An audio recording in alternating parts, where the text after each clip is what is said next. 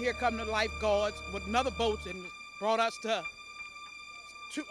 Poland and St. Claude. And from there, they brought us to here. They still have people in them houses that didn't get out. The water is like 9 to 10 feet high. I lost everything in Hurricane Katrina. I'm out here in Baton Rouge by myself.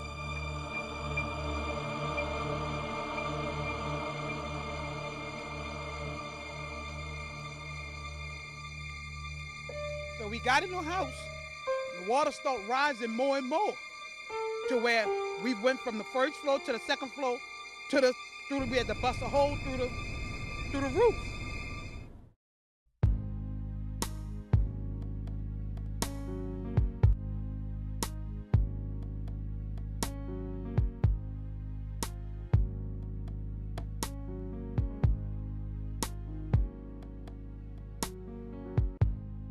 In that building, all the morgue operations took place. In other words, identification of bodies, DNA tests, autopsies,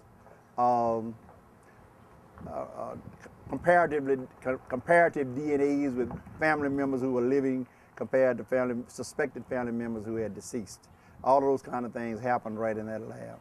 In early September 2005, the small town of St. Gabriel, Louisiana, opened its doors to more than 850 Hurricane Katrina victims who died while evacuating New Orleans. With an odd twist of fate, St. Gabriel, with a population of only 6,400, it became the site for the federal morgue, where more than 1,000 deceased were reunited with their families.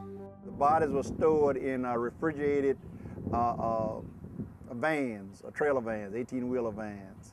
And these vans operated 24 hours a day to keep the bodies in as stable a condition as possible. Well, actually, it's my understanding that they were rented per month, and it was something like per van, somewhere in the neighborhood of $11,500 per month, per van.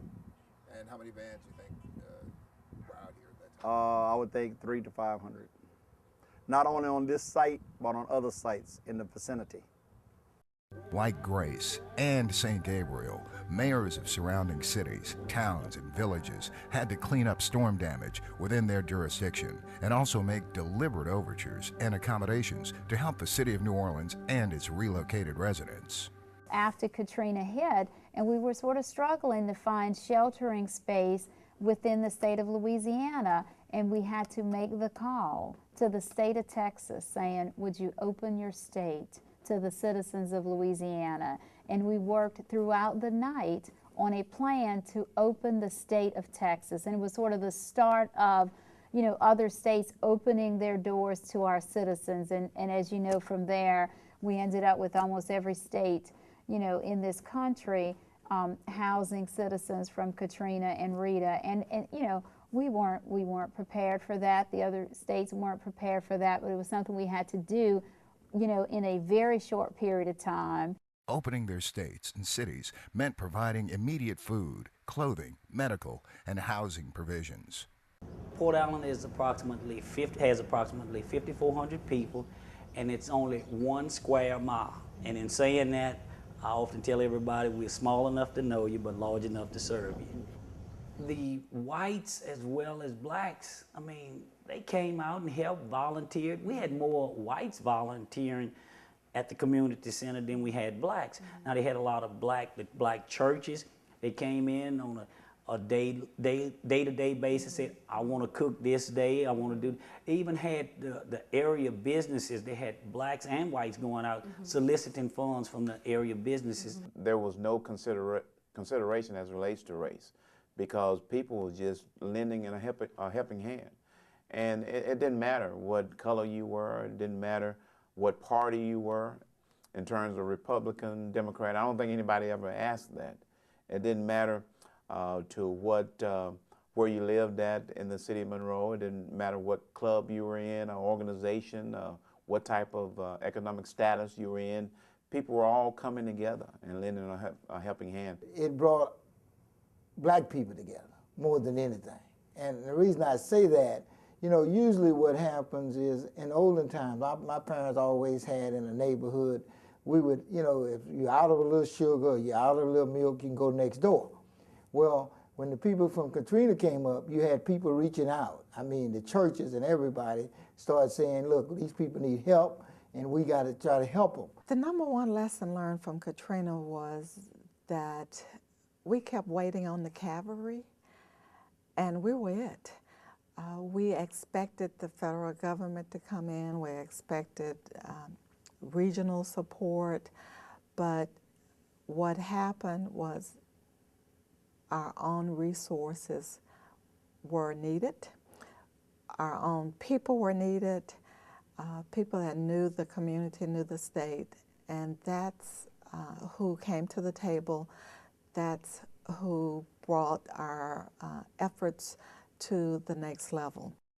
For some cities, helping brought overloaded schools, new constructions, long-term population shifts, and strained resources. It did increase. They were bringing in these little, I want to call them not teepees, but little metal buildings to put some of the kids in. The classrooms were crowded. And then when you had crowding, we had problems. We had fights. We had some of the kids that just didn't understand that the people from New Orleans are just like everybody else. They wanted them out of their school system and back to New Orleans. I wanted a lot of people to stay. Some stayed. I'm only thinking about 20, maybe 25 families stayed in the city of Port Allen, and everybody else left. Today, history books record the depth of destruction that the state and its residents endured as a result of Hurricane Katrina. Historical accounts will also tell the story of how Louisiana's mayors and citizens aided in the ongoing healing and rebuilding process. You have to bring in people security, so to speak. You have to bring in public people who are willing to come in, churches, clubs, organizations, athletic teams, schools, you name it. Everybody has to be able to come in and band together and organize together and to see what they can do, because you can't say you need 200, 300 folks. You need a community, because those are community challenges that you have to deal with, and when that occurs, you're going to be in a better situation. In that time, we provided bedding, food, the needs of the people that were displaced, evacuees that were displaced at that time.